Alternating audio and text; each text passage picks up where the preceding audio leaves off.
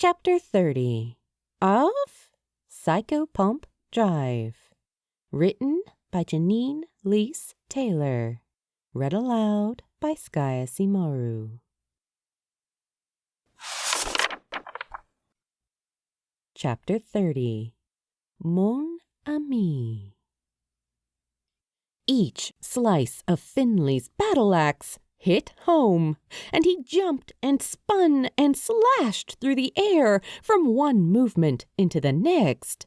The crowds of living souls disappeared past them on all sides, while flashes of light from above disorientated and blinded in the coming evening. Tables and chairs previously left neatly stacked outside of coffee shops were knocked over in the stampede, the ground underfoot becoming sticky with blood and spilled caffeinated beverages. Glass bulbs rattled outside the red, white, and brew, and tiny, colorful flags of bunting were tugged and pulled in all directions by the wind, lashing violently against their bindings. The sounds of breaking glass and screams amplified off the narrow walls, and fire blossomed where the rioters set rubbish bins alight and sent them streaming through shop windows. Corrupted humans smashed into Finley's ribs with makeshift weapons and closed fists, foaming at the mouth and feral as rabid dogs.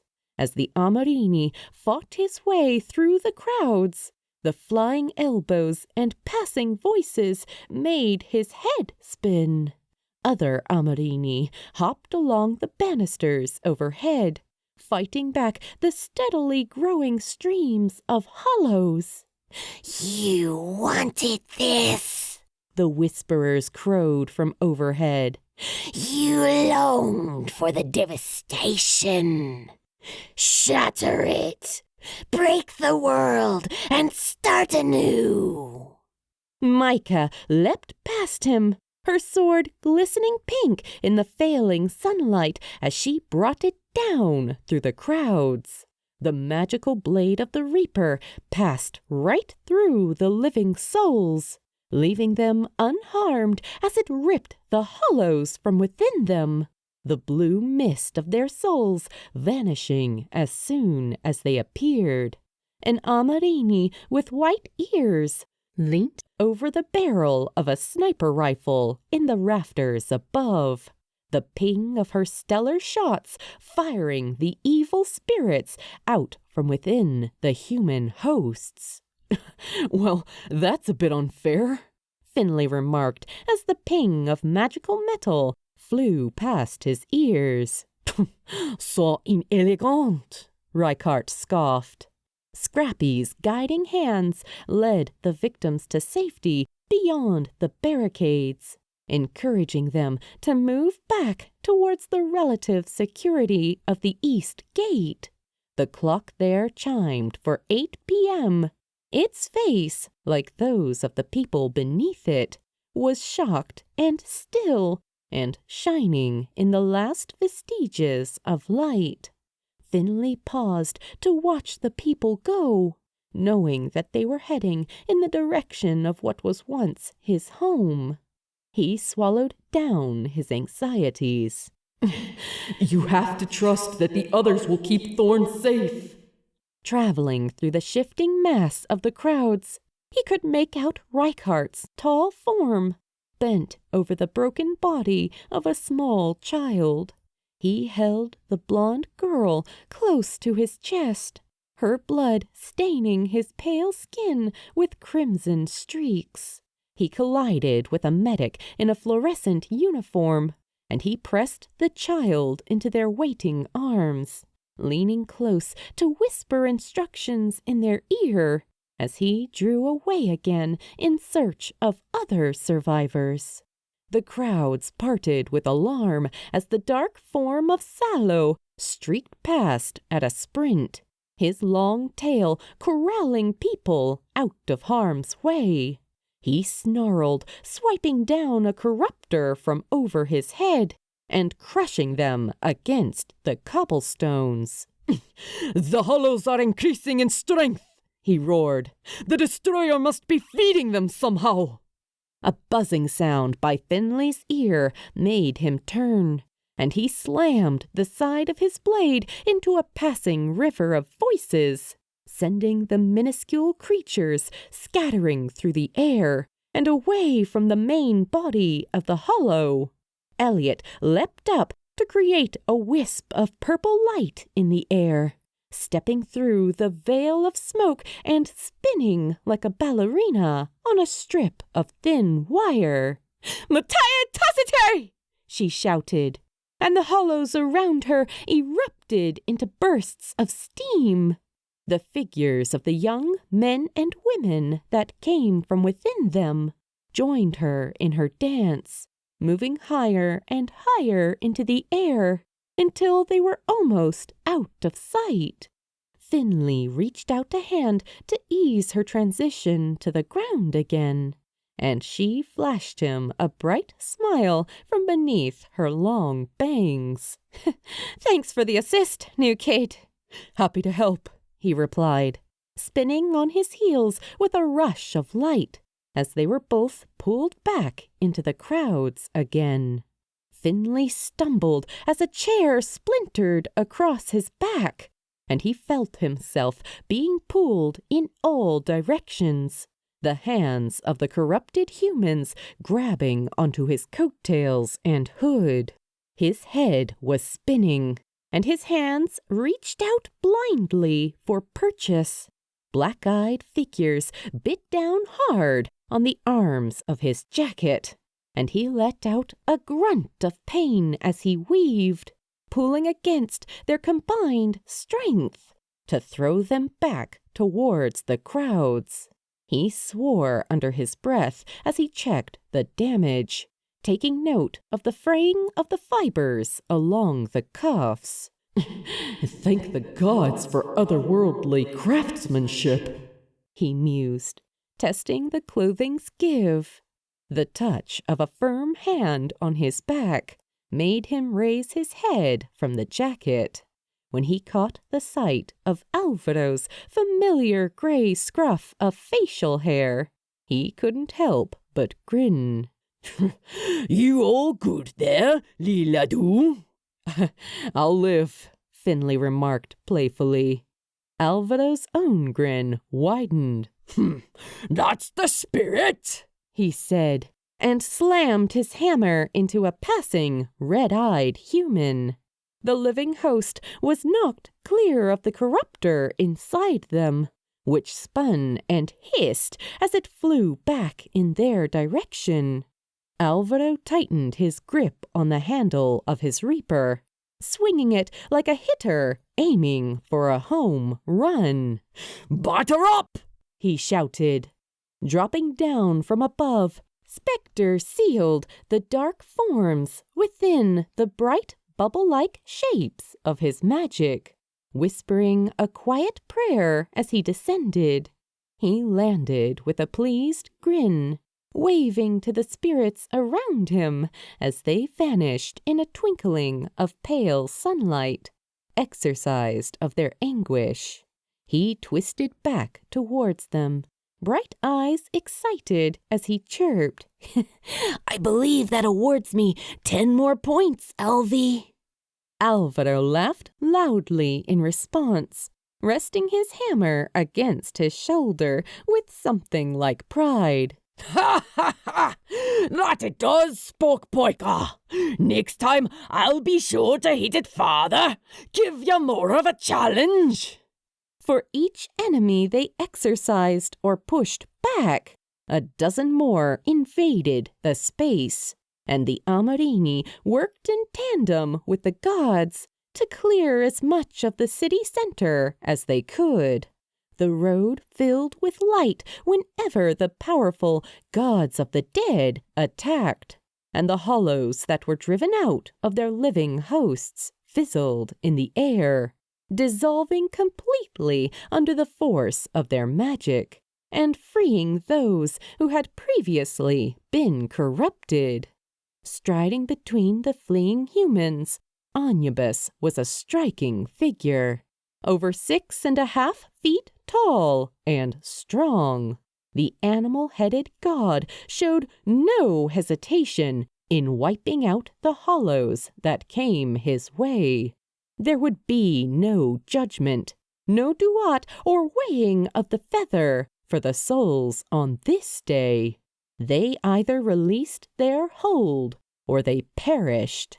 Today, these souls will be relinquished by a sword and a fist. Mutaetasite! He commanded, his hands spread out towards the black spirits all around them. The jackal bowed his head in prayer as he sent more of the dark creatures to the plains beyond their waking world. He hoped amongst the field of reeds that they could at last find peace. A beam of light shot out ahead of them and sent corrupted humans collapsing to the ground in its wake. Their skin was dyed black with corruptors, the tiny bubbling forms springing forth to attack as a woman with deep blue skin made her way towards them. Her hair floated over her head like the flame of a thin candle, dancing in the wind. With one hand, she sent dazzling icicles across the cobblestones, and with the other, she bound the corrupted souls in enchanted rope, ensnaring them for the Amorini that followed behind her to purge. They obediently exorcised the souls with prayers and paper charms, barely making a sound as they passed through. The sound of a bell tinkled in the air, a perfectly pitched sound that Finley felt right to his core. Audon floated on a jet stream just over Finley's head, the sounds of his shifting clothes signaling his arrival. He extended out the roots from the carefully crafted flower boxes around them and used them to pull the vulnerable and injured out of the way of the pounding feet. Unconscious civilians hung from the shop fronts, put to sleep by the power of his natural magic. The skeletal face of the god beamed beneath his furry cowl, and Finley knew that he was remembering the years when he was able to walk amongst the living. He felt useful again, praised in a way that he had not for many, many years. The two spirits that served as the Grimms from his domain rushed to treat those he rescued, checking for pulses and applying emergency first aid to those who needed it. The residents of Psychopomp Drive led the way through the main streets, pushing the enemy forces down and past the North Gate Arena with its red brick walls and tin roof. Bicycles rested against disheveled boxes of red flowers, and people hid inside the sealed glass doors, peering out in a mixture of fear and curiosity as they marched past. Glass bottles filled with hollows that could not be freed rattled along the walls as they awaited collection. The Amorini rescue teams flitting past to steal them away in the blink of an eye. Even without the spells that hid them, these were spirits that were used to not being seen, their footsteps as light as a kitten's paw on snow. The crowds followed the Liverpool Road, past nursing homes and schools, spreading out to check bed and breakfasts and taxi offices for escaped hollows. By the old brick building that was Kingsley Lodge, they rested on the wall outside to gather themselves and catch whatever breath they could. The students housed inside, once waiting for final examinations, did not shy away from the perceived threat. Instead, they had taken to arms, batting away the hollows with rolling pins and spatulas, colanders being worn as makeshift helmets. One of the young men punched the air in solidarity, calling out to them as their classmates joined in with a chorus of their own. Ah, the everlasting bravado of the young, Aaron cooed fondly from Finley's left. They feel as immortal as we do today. They'll never let this city of theirs go down without a fight. Pride burned like a warm flame in Finley's chest, and he waved and cheered with them as they traveled. For one moment, no matter how fleeting it was, they were all fighting on the same side. They could see them for what they really were, and they still cheered.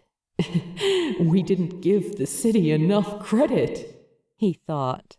Cars lay abandoned in the streets before them, engines idling as their owners stood just inside open doors. Ambulances blared horns and sirens, trying to get past the blockages that had started to form. Finley could feel their eyes on them, could feel every unasked question. The electronic tones of recording phones lit up the silver-haired Amarini's awareness, and he glanced towards them with a shy smile. Around the world, pictures and videos showing the secret residence of PPD would be passed between friends and co-workers. It would be almost impossible for them to hide now. We'll worry about the amateur paparazzi another time, Finn, Alvaro muttered, taking his arm and directing him forward. Right now, we have more important fish. They passed Deva Lane and over the Linksway, past Percival Road and the turnoff to Prosser. It was hard to tell how many miles they had moved without the indicator of exertion a human body would have experienced. Even in the spring warmth, Finley had barely broken a sweat. The Fox Barracks on their left was alive with frenzied activity when they approached from the side. The Cheshire Army Cadet Force had assembled in their green uniforms to bring aid and support, pulling victims in from the roads, handing out supplies to the living and the dead alike. One man did a double take as Caron reached out to take one of the offered juice boxes, the bones of the spirit's hand wrapping around the carton carefully.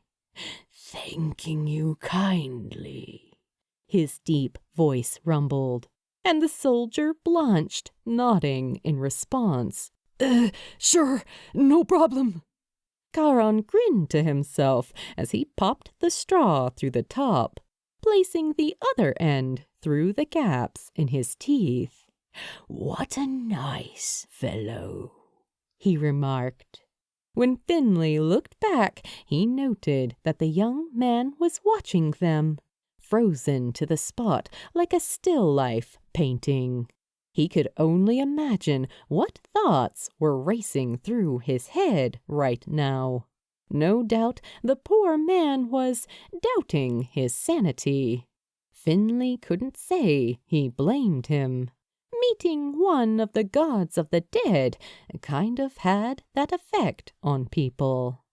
The sky above them grew dark as the thunder rolled in, the sound of hooves echoing as the Dark One rode his white horse amongst the clouds.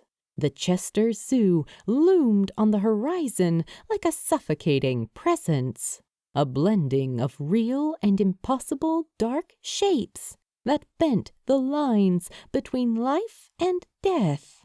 The car park, which formed a huge square area to the north of the building, was filled with diagonal rows of abandoned cars.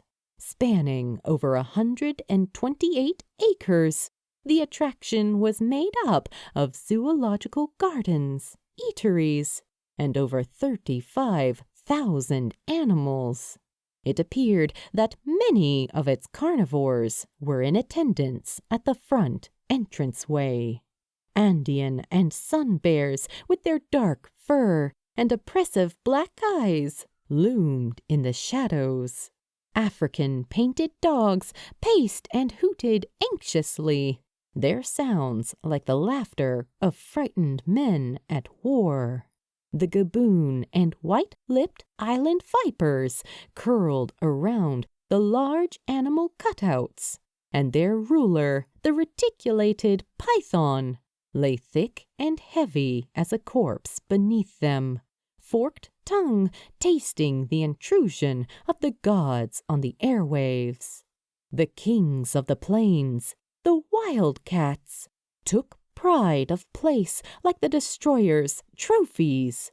The tiger that Finley had faced only a few short days ago hovered by the lion's flank, her ears back and teeth exposed as hollows buzzed around the striped crown of her head. Blood stained the stones around their paws, and the animals at the back of the group feasted on fresh bodies dressed in soldiers' uniforms. The image of the young man they had left only a few minutes ago gripped Finley, and he ground his molars together to contain the nausea. Oh, fuck! He breathed, reaching up to cover his mouth. War is not a beautiful thing, Finley Evans, Sassy growled from his hand. The poets often lie to keep their soldiers brave, but war is not a thing we should admire. It is love in its most violent and irrepressible of ways. Kill or be killed, life or death. Maka has lost all of her humanity. Salo's deep voice rumbled through the air, as powerful as ocean waves. The crowds parted for him as he made his way next to the souls he had saved. The other wildcats, ones that had previously been caged, roared at the black cat's form. It was obvious that many of them had been driven mad by the sounds of the corruptors in their heads. We must not fall now, Finley, the Grim snarled, his large teeth showing through the raised, thick skin of his jowls. Give it all you've got. Yes, sir, Finley answered. Let's show them what the dead can do. The beasts clashed like a hot and cold weather front, lightning sparking across the sky as paws swatted against jawbones. Mouths opened to show shelves of sharp bone and teeth.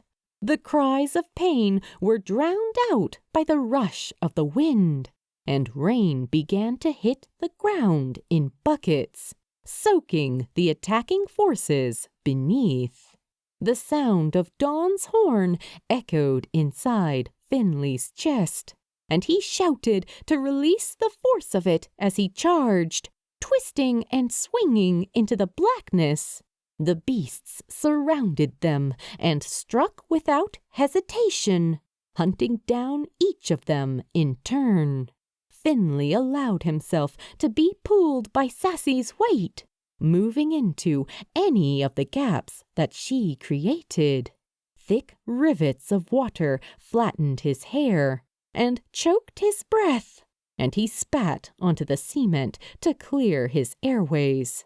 Ahead of him, Reichart battled like he was dancing, each step perfectly and intricately placed on the stone. His blades cut through the air with a high-pitched whistle, sending hollows fleeing from his strikes.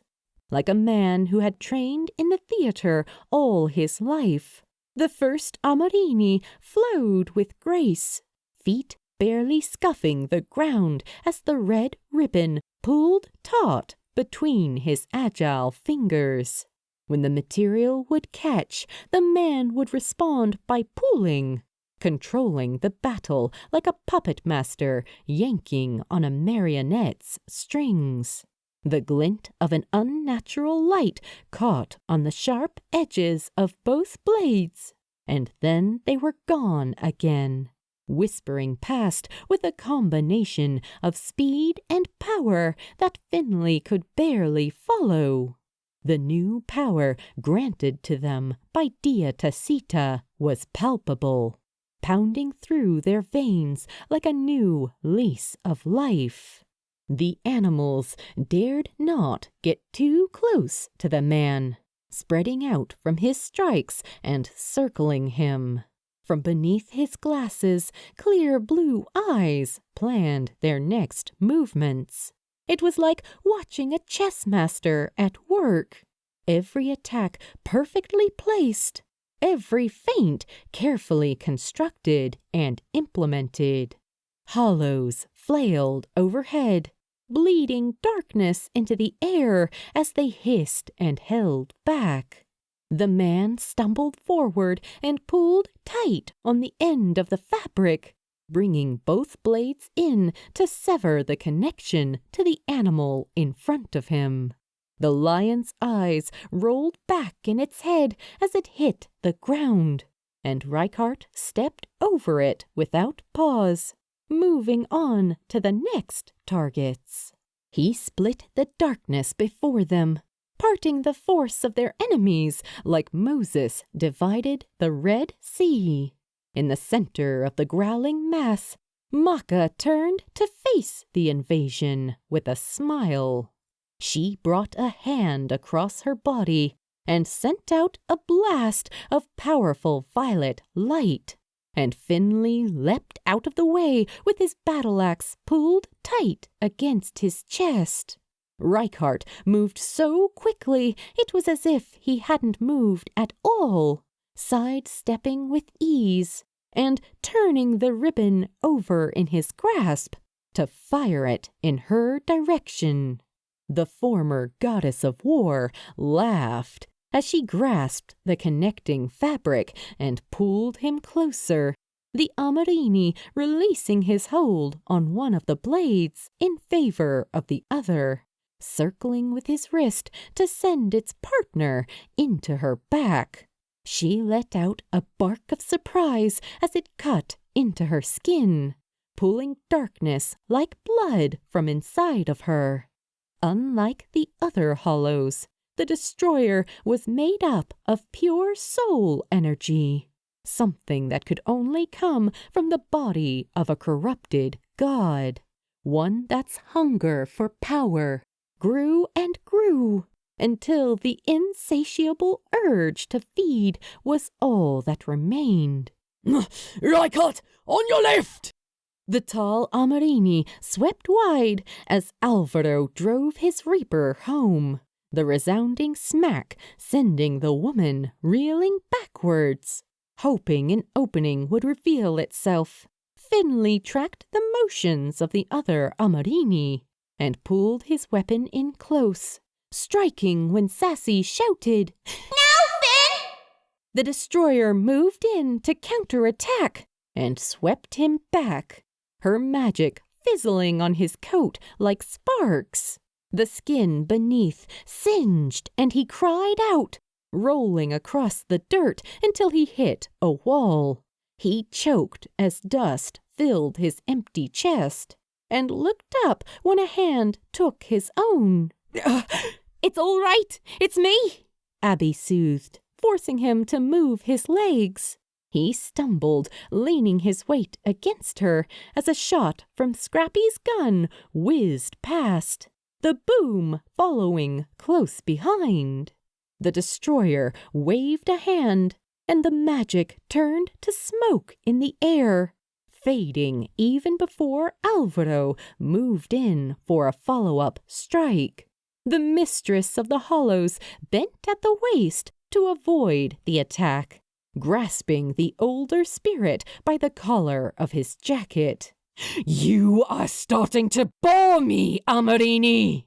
she snarled and raised her other hand. "This is war, not a circus. I demand your best!"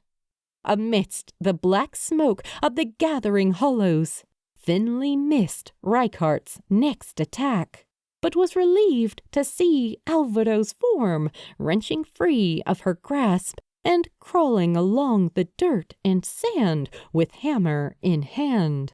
Crimson ribbon fluttered past in his field of vision, and he gasped as he saw the tall Amarini smash into the ground with a surprised yell.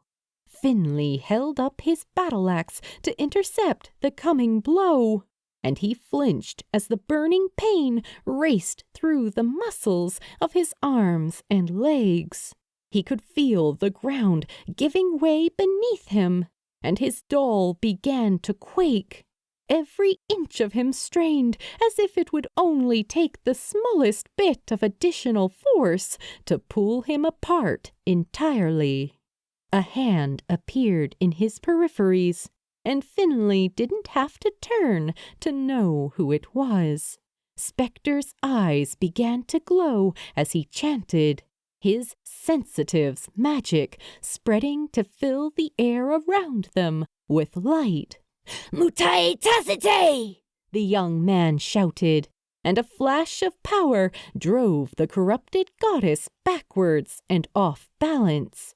She was smiling when she straightened, a hand brushing back her long, dark locks with amusement. "Now this is interesting," she remarked. She spread her fingers and sent magic billowing outwards in all directions.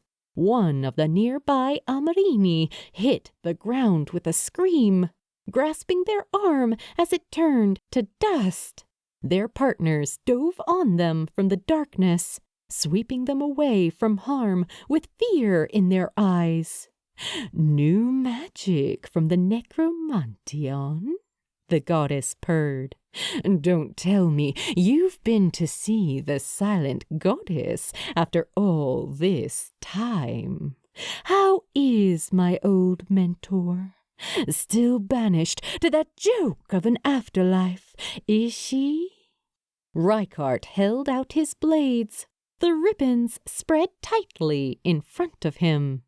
"Your games end now, Maka!"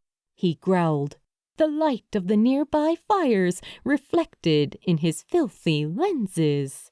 "You have proved whatever points you were trying to make." "Point?" Maka laughed, shaking her head with feigned mirth. "There is no point to war. There is only blood, death, heat, the natural order of things.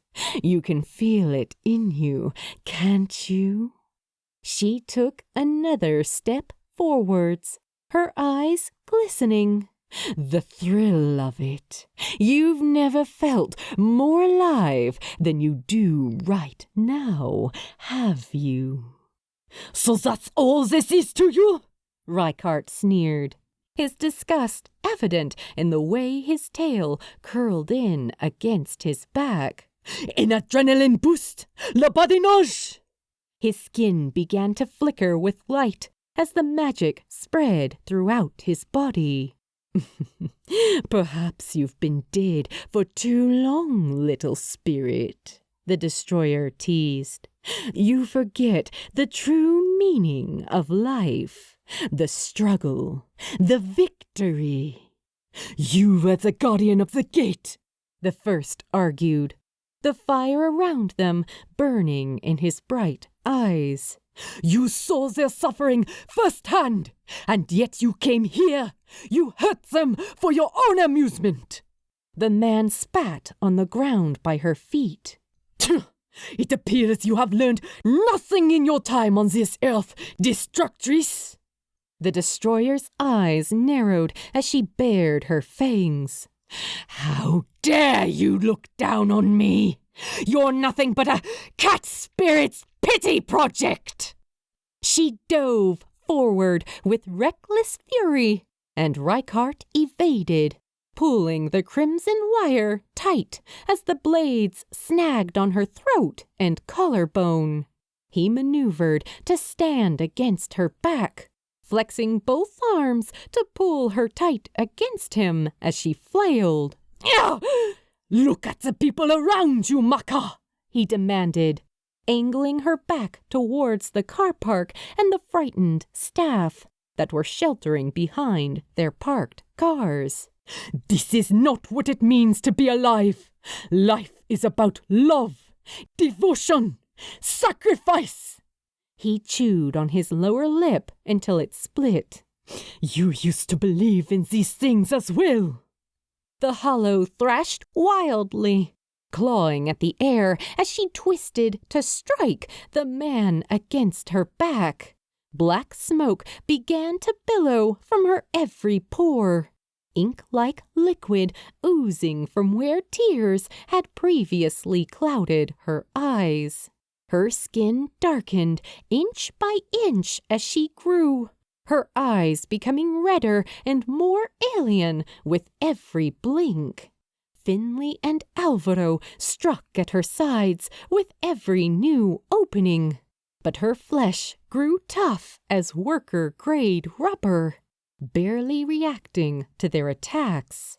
Scrappy approached from the front with their gun tucked in against their side, their thick bullets bouncing off the woman's dark frame as the cases clattered along the stone ground like the falling rain. Mutai Tasite! Finley shouted, and the woman's body jolted, spasming against the explosion of power that was pulling her in all directions. Muscular white hounds circled her feet as Alron materialized next to them, bones rattling as he pulled up the weeds beneath the ground to grasp her legs and hold her in place. The earth fractured and pulled apart under the force of her step, and the god's expression twisted in concentration as he poured the last of his magic into the holds. Mutai Tosite! Maka screamed as the hollows within her fought the spell, writhing under the surface of her skin. Smoke and ash rose from her pores as she began to absorb more of them, their souls disintegrating as she consumed them. Reich! Finley shouted as he stumbled backwards, trying to find his footing. He could already feel the energy being yanked from his doll when he used the goddess's magic. Right now, he felt like he would pass out on his feet. Reichardt grunted, clenching his teeth as his magic began to flicker out, like a light bulb slowly dimming to extinction. I can't hold her, he choked. We need more power. Sassy! Finley shouted, wrapping his bloodied hands around the wooden handle. Lend me any power that you have. I'll try, she answered, and a wave of heat rolled over him as he charged forward, the steel blade biting the air around her and rebounding from Maka's thickening skin. Each strike was punctuated with the words of the spell of silence, and each time Finley felt the world flash out of existence and then rush in again. His head spun. Every movement was jarring. Reichardt pressed his feet into the hollow's back and straightened, pulling the red fabric up like he was attempting to break a wild horse. As the creature began to thrash, he felt his grip starting to loosen, and in the blink of an eye he was on his back, the monstrous form of a black hollow over him. No longer feminine in its appearance, the creature was now little more than a black blob with large, taloned hands and a gaping mouth that screamed. The clang of steel on bone made Reichardt open his eyes, and he stared up as Finley stood over him, barely holding off the creature's jaws. Finley, he gasped, panting breathlessly beneath the young man's bent stance. You need to run, Reich! Finley strained. A flush of hot air washed over the pair from the monster's open mouth, saliva dripping down the sides of the battle axe. The vileness of her breath stung his eyes, and he struggled to keep them open. The spell isn't strong enough. We need more.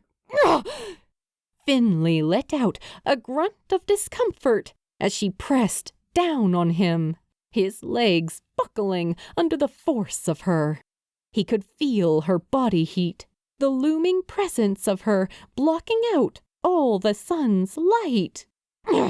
You do not understand how I have suffered. There were no humans left who would love me. No one on this rotten plain that would remember my name. She heaved forward, and Finley swore, his green eyes staring up at her in terror. I guarded that door for eternity. I kept the weak souls of Hades from vanishing into the abyss. And yet my father saw fit to leave me there to decay. I was not welcome in his house of the gods. I saw the gates, Finley choked out weakly. I saw the kingdom of Hades. It would not have been safe without you and your sisters. Damn my sisters! Maka spat. Do you think my sisters cared of my plight? Do you think they came to ease my burdens with songs or stories? No, I was left with nothing. No blood, no honor, only duty. You've seen the pain that war can cause, Finley stuttered, fighting back against her weight, even as his doll began to tremble. Why would you wish that on anyone? Because, little spirit, she purred, eyes sharp as two knives. The sweetest love can only come from the deepest agony. The goddess snapped forward with blackened claws, clinging to the flesh of Finley's chest. He could barely contain his screams as Sassy flashed with an illuminous glow, beating back the curve of her sharp nails. Sassy, the Amorini croaked. Buy me just a little more time, please. Finley, Reichardt called out from under him, stretching up to press his own reapers against his companion's side. Take this. I raised you from the dirt, the hollow howled, pressing her chest against the barricade of Finley's battle axe. Without war, you would be worms upon your bellies, fat, wasted.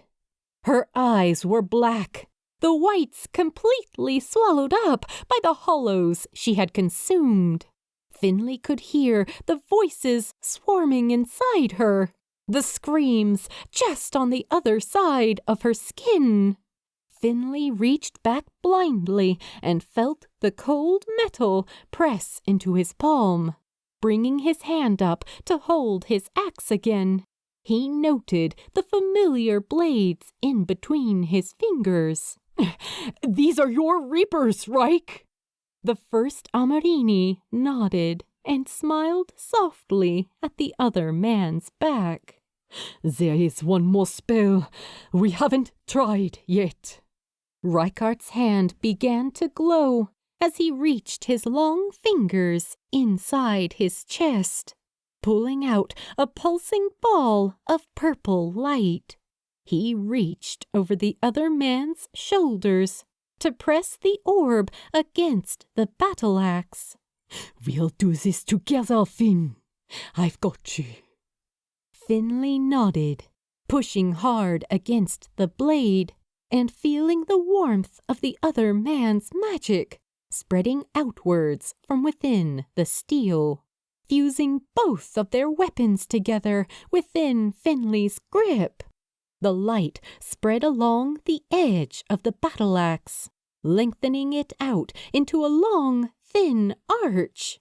He could feel a deep, booming echo behind each of Sassy's words as the new power intermingled with her own. Oh, I don't know what this is, but I feel fucking awesome! Her little voice reverberated inside his head. As the purple began to fade away again, Finley was shocked to be holding an honest-to-goodness, real-life Reaper's scythe. The destroyer began to withdraw, pushed back by the force of the new weapon. Finley felt the power rolling up inside his chest and roared as he threw the blade forward, slashing into the space where the hollow's stomach once was. The scythe was more than weightless in his grasp, the handle long and thin as a radius bone. It moved before he even had the chance to think of his next attack, as if the weapon could predict every strike he wanted to make. The impossibly thin blade whistled through the air, sending globs of the creature's form splashing out on all sides. Voices cheered inside the scythe, Sassy's voice mingling with something new that the Amarini did not recognize. But Finley was no longer thinking, just moving. The scythe whirled and slashed around him as his breathing slowed. He let his instincts guide him, like a painter caught in the throes of divine inspiration. Finley did not need to open his eyes to know that he was painting a tapestry of ruin across his adversary. The hollow wailed and pleaded, obscuring its face from the orange light with two large clawed hands. No longer did it try to hide itself in the shape of its goddess host. Now the creature was large and monstrous, like a sketch of a nightmare drawn by a child's hand. The destroyer shrieked as the scythe cleaved its shoulder in two, the hollow writhing in pain as it reached towards the cat-like spirits pushing back against it. Finley could see himself reflected in its red eyes. Eyes that would never be a goddess again. All of your friends will die by my hand, came a weak voice from the creature. The destroyer choked, gurgling on her own viscous fluids as she reached up towards them from the ground. Erased! They will be a speck of dust in the endless void! Shut up! Finley snarled. He raised the scythe into the air as he bared his sharp teeth. You don't get to talk about them like that! The destroyer lay prone, bent and wounded. From underneath the monstrous shape, he could just about make out the human form inside. She laughed weakly, darkness dribbling down from her open mouth. Her jaw hung loose, held on by little more than the shadows of her slick skin. You understand. Finley brought the scythe down hard against the hollow's jaw, shattering the bones in a burst of amber light as he let out a feral scream, hoarsening his throat in a rush of anger. Flames erupted from the points where the blade met the creature's bare soul, and she howled in pain as he cut right through her. "Ah, now you truly understand," she screamed. "I will never understand you," Finley spat angrily.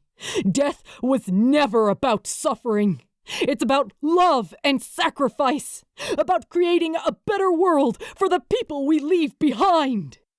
You can take away our lives, our hopes, our memories, even our very souls," Reichardt whispered as he took a step back, releasing his hold on the other man and allowing the new weapon to settle into his friend's grip alone. "But the one thing that you can never take away from us are our choices." Reichardt studied his fingertips in the orange glow of his companion's magic. He smiled sadly at what he saw and closed his eyes. Humming a quiet melody, he removed his glasses and cleaned them on the bottom of his shirt.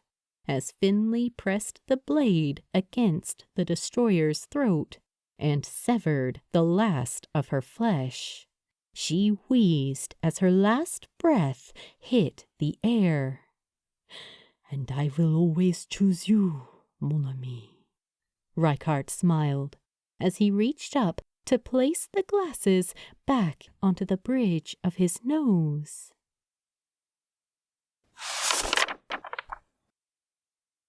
To be continued in Chapter 31.